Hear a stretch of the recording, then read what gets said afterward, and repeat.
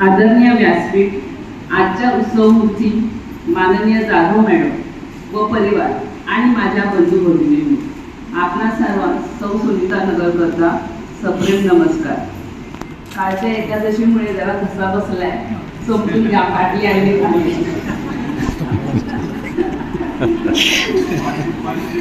खिचडी जास्त झाली. खिचडी जास्त झाली. एका हळव्या, आनंददायी आणि संमिश्र भावनांच्या वातावरणात आज आपण आहोत.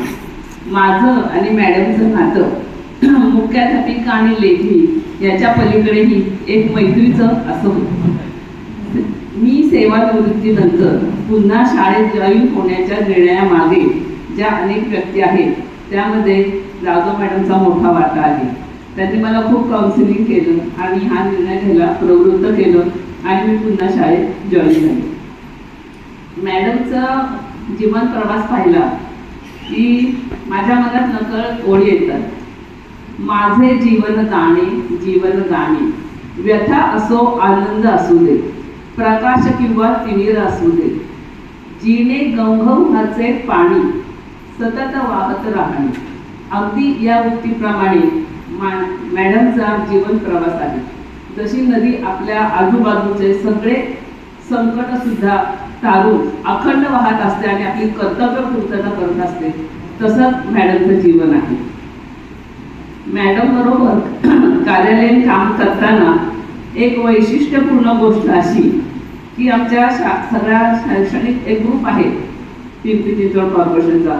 सकाळ झाली तर व्हॉट्सअप उघडला की धडकीच भरते, कारण काहीतरी त्यात असतं की ही माहिती पाठवा, ही लिंक भरा.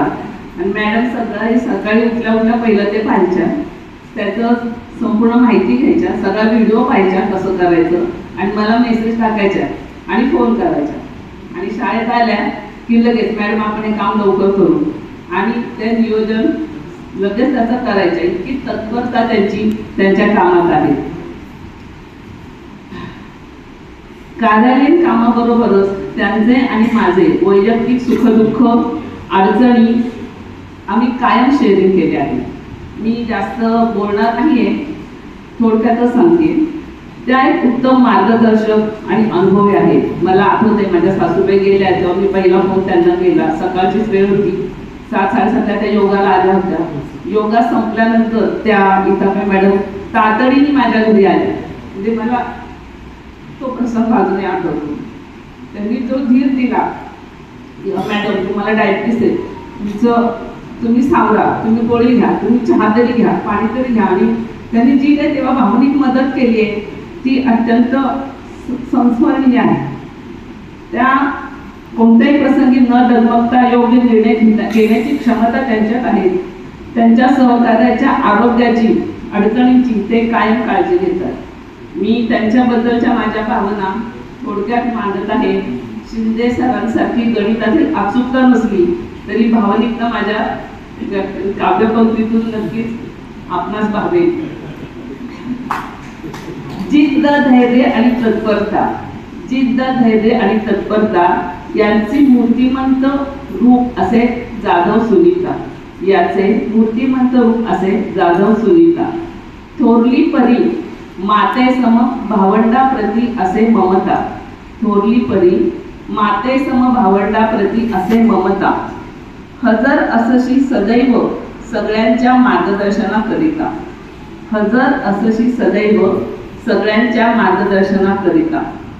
कष्ट अपार घेतले शिक्षणाकरिता. कधी कॅम्प साईटला जायचं वेळ आली तर त्या अगदी भारावून सांगायच्या, मॅडम इथं माझे वडील काम करायचे वास्तविक मिशनच्या इथे, किंवा पुढे गेलो की मॅडम इथे ही विहीर आहे, इथं आम्ही यायचो, तिथे मी भावाला सोडायला यायचो. तिथे त्या भरभरून बोलायच्या, त्या लगेच रममाण व्हायच्या त्यांच्या पूर्वायुष्यात. आणि त्यांच्या शिक्षणाचा संघर्ष म्हणजे DED पासून त्या MAD पर्यंत शिकल्या. आणि हे सगळं शिक्षण त्यांनी DED नंतरचं लग्नानंतर संपूर्ण पारंपरिक जबाबदारी स्वीकारत केले. खरोखरी संघर्षमय प्रवास आहे हा. कष्ट अपार घेतले शिक्षणाकरिता.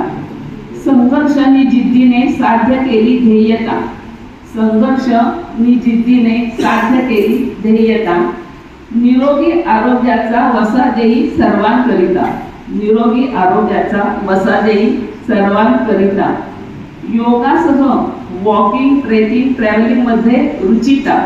योगासह वॉकिंग, ट्रेकिंग, ट्रॅव्हलिंग मध्ये रुचिता. अध्यापनासह व्यवस्थापनात असे अचूकता. अध्यापनासह व्यवस्थापनात असे अचूकता. नियोजनात असे तुमची परिपूर्ण जागरूकता. नियोजनात असे तुमची परिपूर्ण जागरूकता. लेकीच्या उत्कर्षासाठी कष्ट घेतले न डगमगता. लेकीच्या उत्कर्षासाठी कष्ट घेतले न डगमगता. नातवंडांच्या कौतुकामध्ये असे समरसता. नातवंडांच्या कौतुकामध्ये असे समरसता. मैत्री परिवार नि स्नेही जनांची असे विपुलता. मैत्री परिवार नि स्नेही जनांची असे विपुलता. लाभो तुम्हा सदैव आयु आरोग्य नि संपदा. लाभो तुम्हा सदैव आयु आरोग्य नि संपदा. त्यांना आयुष्य विदाऊट टायर्ड जावं आणि त्यांची बकेट लिस्ट पूर्ण हो, ही सदिच्छा. धन्यवाद.